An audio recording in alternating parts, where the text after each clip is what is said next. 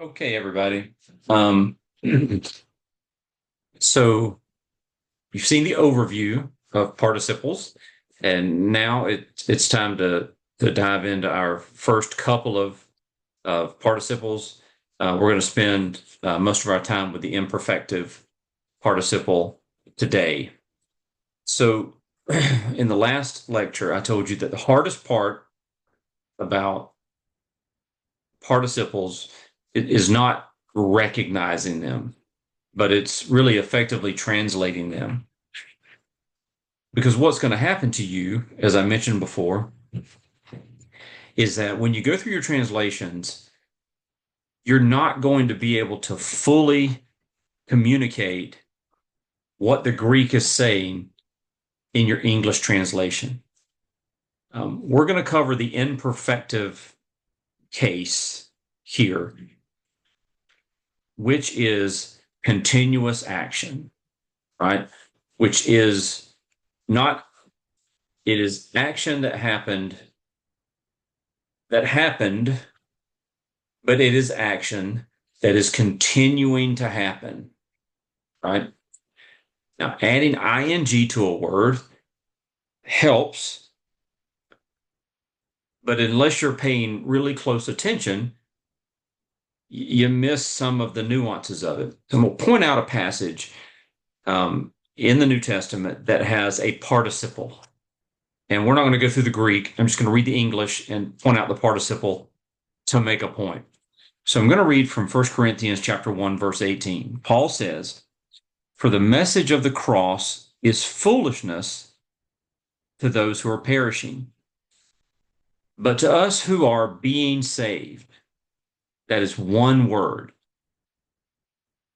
who are being saved. It is one word, and it is an imperfective participle that communicates continuous action. So what Paul is saying here, he's saying, for the message of the cross is foolishness to those who are perishing, but us who are being saved, it is the power of God. For it is written, and he goes on to quote Isaiah. What Paul is communicating there is that salvation is something that is continuous action. It's something that happened, and it is something that is continuing to happen. Now, that is not typically, when we talk about salvation in the Christian church, how we communicate salvation. We typically say, I was saved. But if you go over to the Eastern Orthodox Church, first thing they do is pull that passage out and say, wait a minute. Paul says we're being saved. And so from a biblical perspective, from a New Testament exegetical perspective, understanding that that is a participle doesn't just change the translation, it changes your theology just with a participle. So participles are very important for Christian theology because participles are one of the things that the New Testament writers used to communicate theological concepts that sometimes are missed in the English translation. So let's jump in and let's talk about the imperfective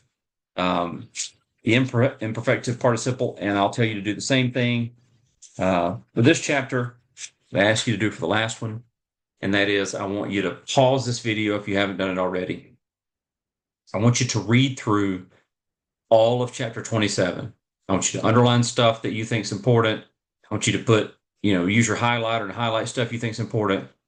And I never really tell you to do this, but now that you have some understanding of the sort of the weight of a participle in a Greek sentence, I want you to take a minute and I want you to read the exegetical insight from Dr. Mounce on page 298. And he talks through a similar passage, not like the one I just read, but similar in that it uses a participle and how it changes theology. So read through that. I think you'll really like the exegetical insight. If you don't normally read that, you probably should. I always read it and I always find it very helpful, but I skip it because I want to just get into the grammar. But I want you to stop the video, go to chapter 27, read everything, read it twice, kind of get a real good picture for what the imperfective adverbial participle is and how to form it and what to look for, and then come back, go through this lecture, and I think it'll help you to grasp some of it. Okay, so now that you've gone through chapter 27, just hit the highlights of our last lecture where we overviewed participles. The imperfective is going to be formed on the present tense stem. It's going to be a little easier to recognize because it's formed on the present tense. There is no article. There won't be a the before or an a or an for an imperfective participle. It is going to agree with the word it modifies, and you're going to translate it using ing. Here's how you form the imperfective participle. If you'll look at 20, let's see, did we skip something? Let's see, let me look ahead for just a second. Yeah, so in your book, if you look at 27.2, he gives you an overview of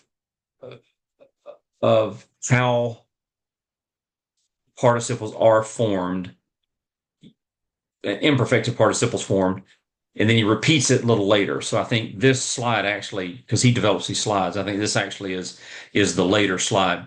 But just so that you know what you're looking at here, pistuo, I believe, right? That's the verb we're working with here. So you have the present tense stem, pistuo, a connecting vowel, an omicron.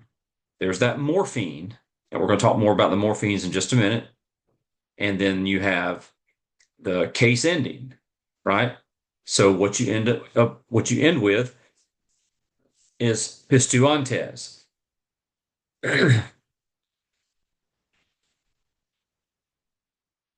Here are, let's just jump ahead to section 27.5 on page 302. Here are your imperfective participles. Now remember, you have adjectival verbs, so verbs with adjective properties. Adjective properties have nominative, genitive, dative, and accusative, right?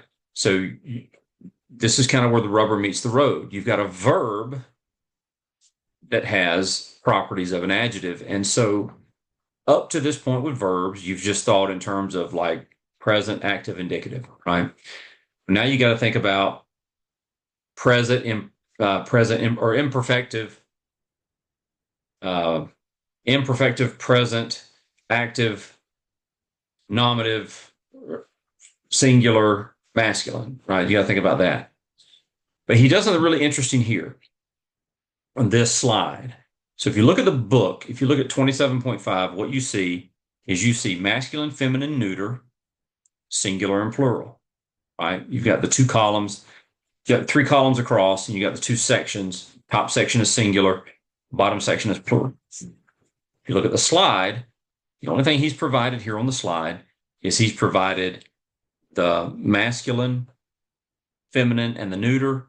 So masculine on the left, feminine in the middle, neuter on the right. So masculine, feminine, and neuter, singular. And then that last line going across, that's just the plural dative.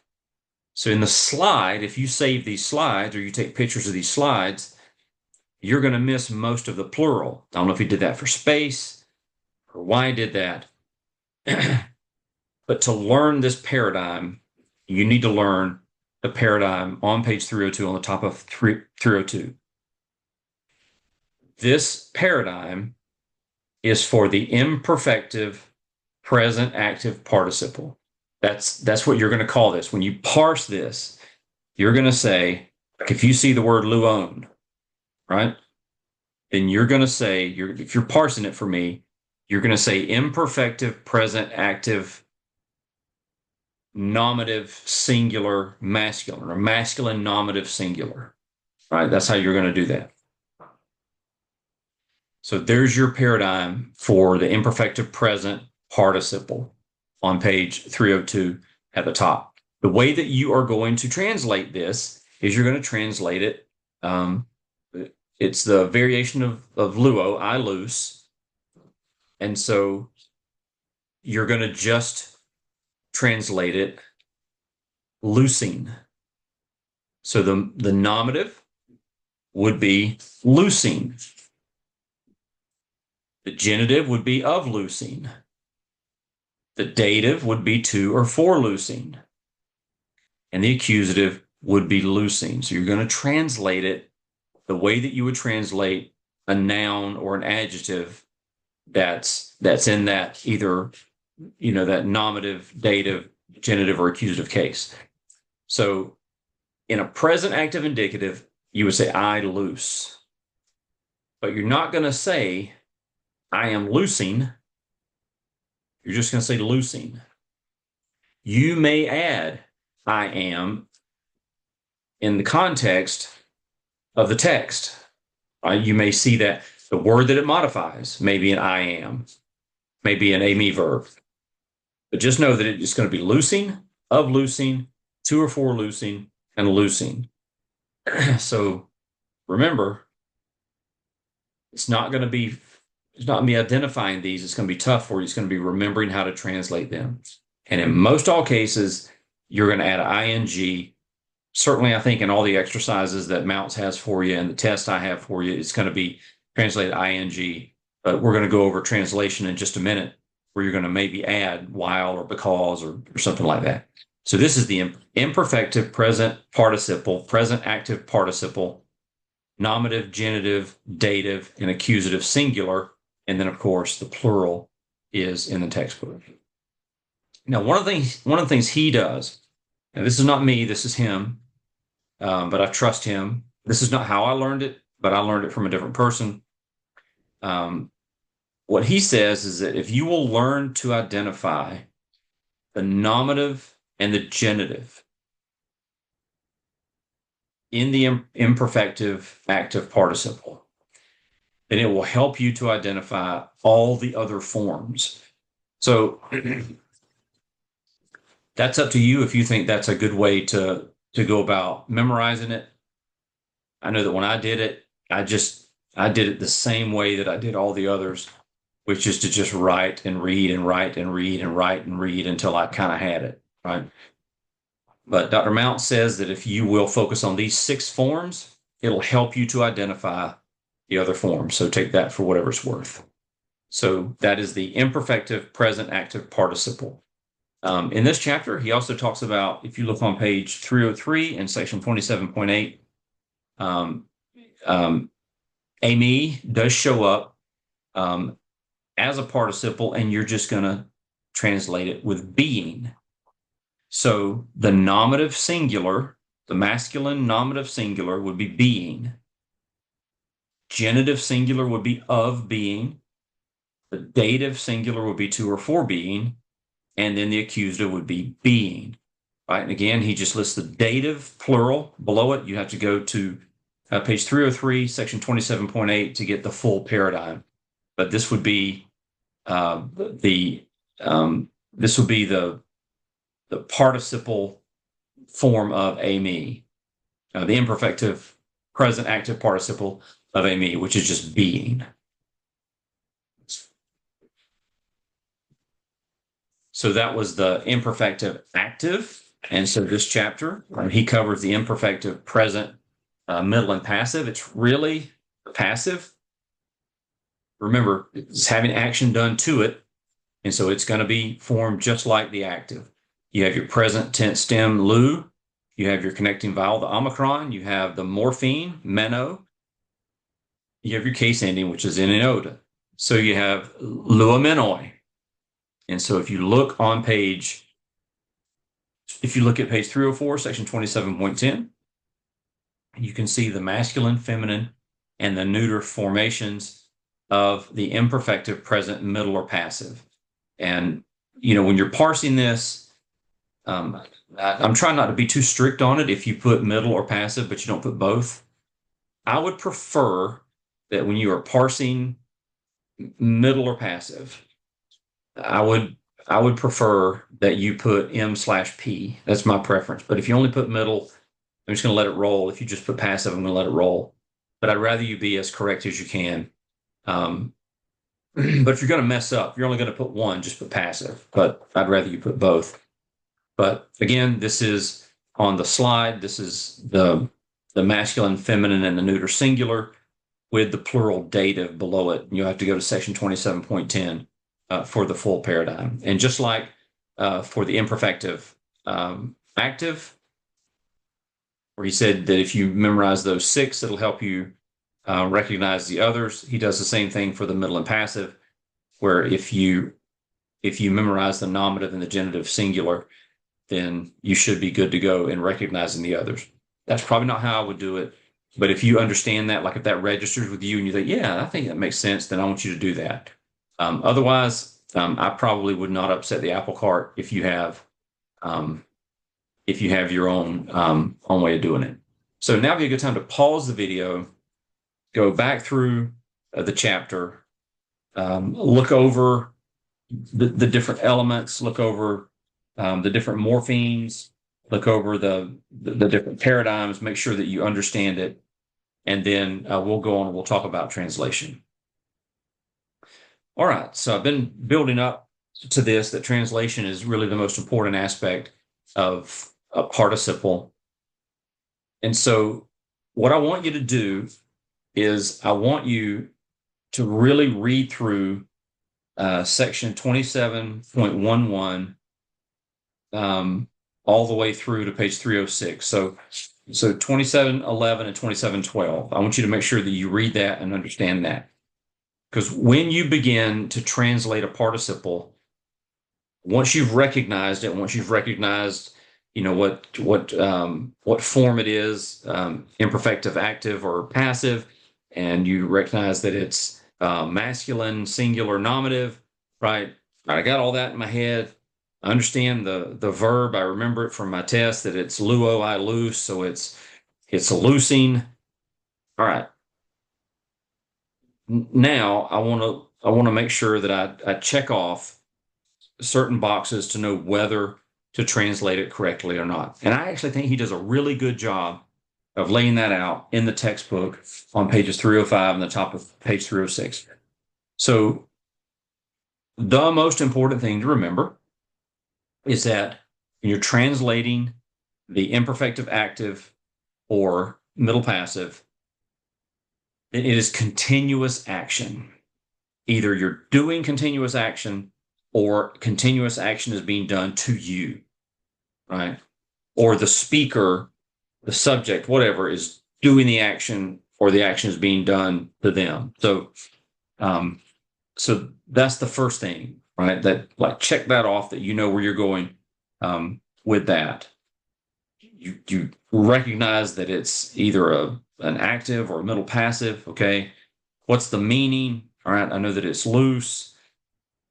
Now you want to start working through translation, right? If it's in the active, then in most cases, you're going to be okay with just adding an ing and moving on with your life, teaching.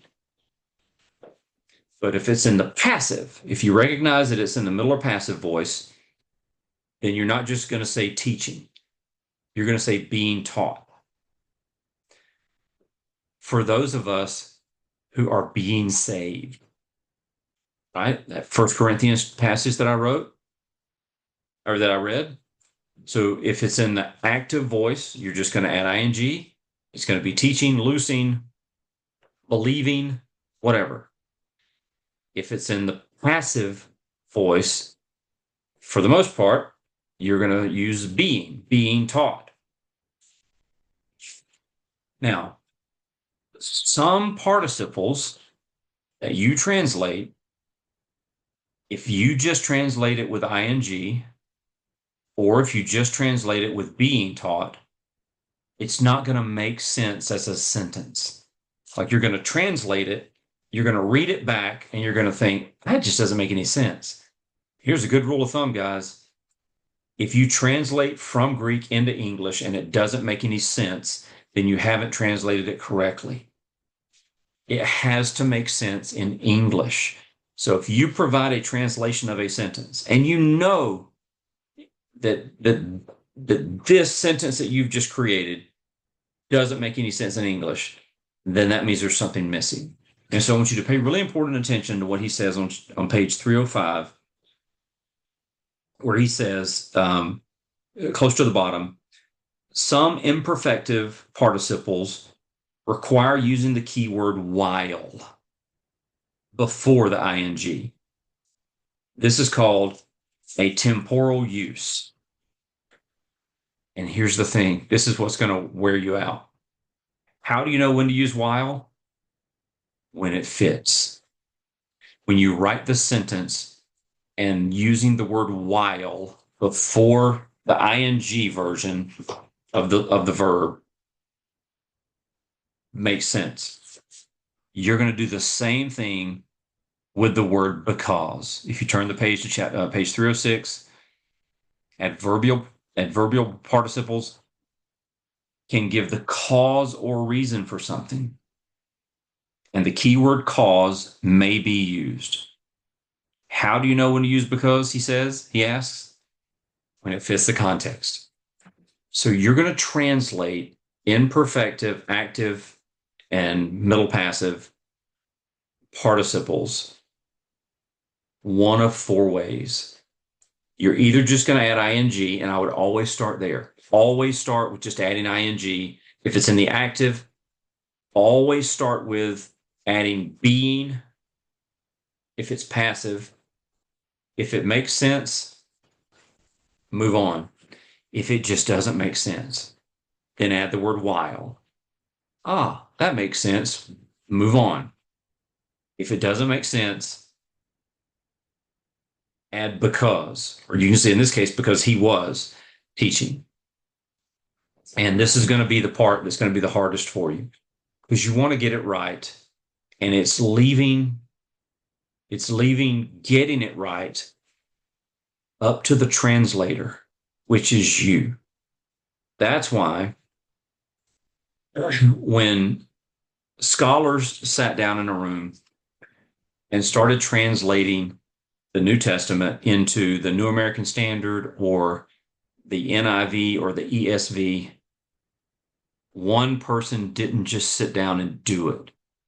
A translation committee met, and each of them individually translated these passages.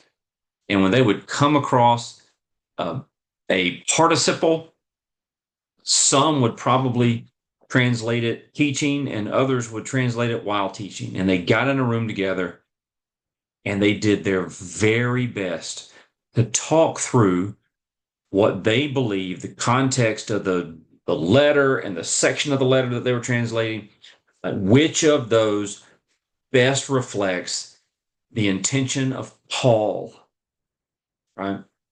And so that's why you end up with different translations. But getting participles right is not just about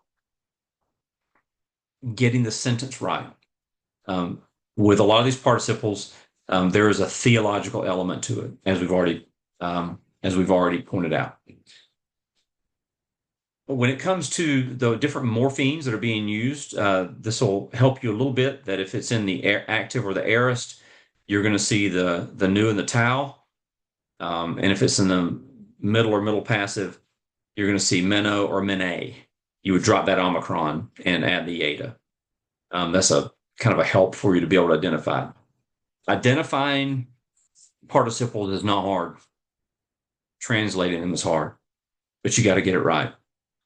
All right, so that's your first foray into participles. Let's go into your vocabulary. We got a few vocabulary words for this section that you'll be responsible for. Anabino, I go up.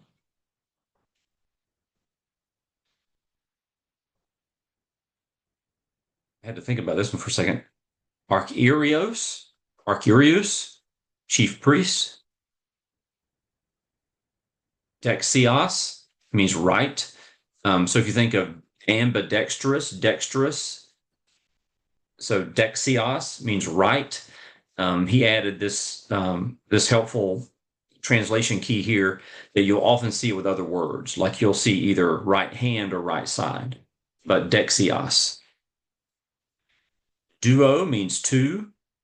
That should be easy enough to remember. None of you should miss that one. None of you should miss that one or the last one on your test. heteros, I mean, not heteros. So think of um, heteronormal or heterosexual. Heteros means other or another. Heteros, see the rough breathing mark? Euangelizo. Remember when you got two gammas together like that, you get the NG sound. Euangelizo, I bring good news or I preach. Um, if I were going to try to remember one of these, I would probably just remember I preach because that's really an easier way to remember that one. Thureu, I look at. Erisalua, Erosa Luma. Said that earlier. Just got tongue tied. Jerusalem, Kathemai, I sit down. Katabino, I go down. Who, not oo. Oo is a negation. Who, see the rough breathing mark here? Who means where. Parakaleo, I call to one side, urge, implore, or comfort. For those of you that have taken me for Theology 3, probably remember my lecture on the Paraclete. Parakaleo means I call. This is the word that Jesus uses to refer to the Holy Spirit in the farewell chapters, farewell passages of John. Paraclete, parakaleo is the word that he gets that from. Patho, I persuade. And trace means three, also means three in Spanish. So other than butchering Jerusalem, I think you've got that. So this is your first chapter on participles. So you've got the previous lecture, which overviews participles, and you've got this lecture, which dives into the imperfective participle and the imperfective ame participle. So got a lot of work cut out for you. Thanks for paying attention. I'm going to stop sharing, and we'll see you next time.